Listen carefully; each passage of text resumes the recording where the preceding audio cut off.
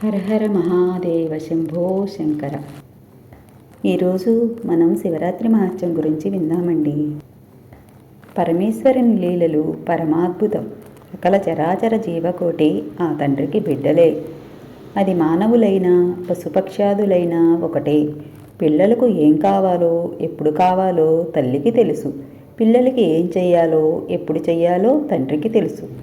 సకల చరాచర జగత్తుకు తల్లిదండ్రులు పార్వతీ పరమేశ్వరులు. పత్రమాత్ర సంతుష్టుడు శివుడు. తెలిసి చేసినా తెలియక చేసినా తన బిడ్డలను కటాక్షించే కరుణాంతరంగుడు శంకరుడు. ఇక్కడ గుహద్రథుడు జింకల జీవితంలో అదే జరగబోతోంది. ఆ రోజు శివరాత్రి మహాపర్వదినం, పరమేశ్వరునికి ప్రీతికరమైన రోజు. ఇలాంటి రోజున గుహద్రథుడు వేటకి అడవికి రావడం, ఏనాడూ జరగనది అతనికి ఒక్క వేట కూడా దొరకకపోవడం ఈశ్వరలీల కాక మరొకటి కాదు. మడుగు వద్ద అతను ఎక్కిన చెట్టు మారేడు చెట్టు. అదే చెట్టు కింద శివలింగం ఉండడం. ఇవేమీ తెలియని వేటగాడు అదే చెట్టు ఎక్కి మాటు వేశాడు. అతనికి తెలియకుండానే ఏమీ దొరకక పస్తు ఉన్నాడు. ఉపవాస ఫలం దక్కింది. అతని చేతి నుండి నీళ్లు క్రింద ఉన్న లింగంపై పడ్డాయి. అభిషేక ఫలం దక్కింది. అతడు కదిలినప్పుడు ఆ చెట్టు నుండి బిల్వపత్రాలు శివలింగంపై పడి బిల్వపూజా ఫలం ప్రాప్తమైంది. అంతేకాక జింకల కోసం కంటి మీద కునుకు లేకుండా ఎదురుచూస్తూనే ఉన్నాడు. శివరాత్రి జాగరణ ఫలం అతని భాగ్యంలో చేరింది. ఇవన్నీ గుహద్రథుడు తనకు తెలియకుండానే చేశాడు. అతని కోసం, కుటుంబం కోసమే చేశాడు. ఇక్కడే మనం తెలుసుకోవాల్సింది ఉంది.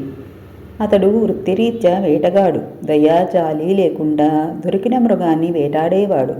అటువంటి గుహద్రథుడు మొదటి జింక మాటలను నమ్మి అది ఇంటికి వెళ్ళి రావడానికి ఒప్పుకున్నాడు.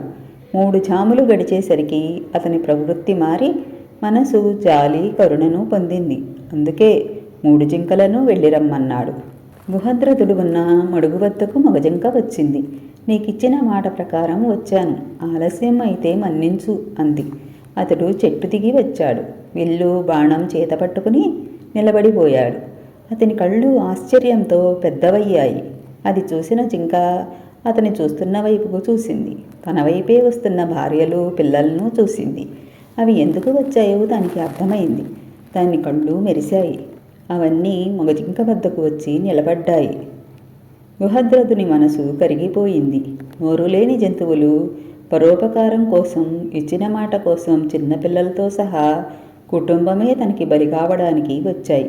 మంచి చెడ్డ ఆలోచించే జ్ఞానం ఉన్న నేను అవివేకంతో నా వారిని పోషించుకోవడానికి ప్రాణులను హింసిస్తూ బ్రతుకుతున్నాను.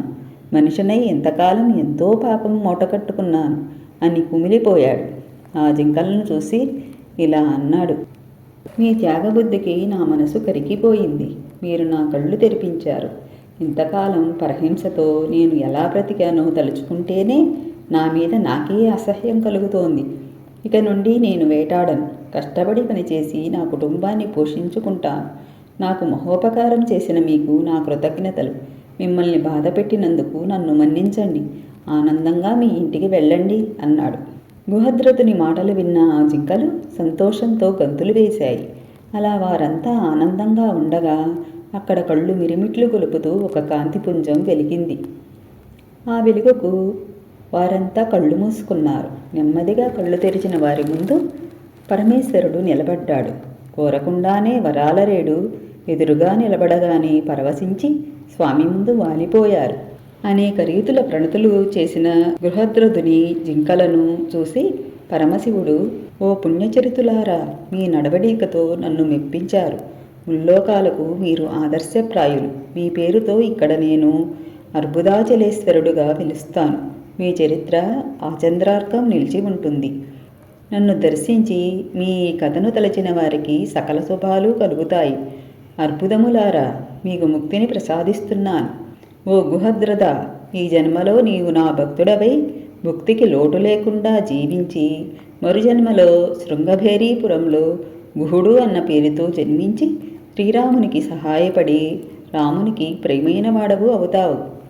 అంతంలో మోక్షాన్ని పొంది నా సాయుధ్యాన్ని చేరతావు అని పలికాడు. అలా వెలిసిన క్షేత్రం అర్బుదాచలం. ఈ కథ చదివిన వారికి, విన్నవారికి ఉండి రోగాలు కూడా నయమై ఆరోగ్యవంతులవుతారు. ఈశ్వర కటాక్ష ప్రాప్తిరస్తు.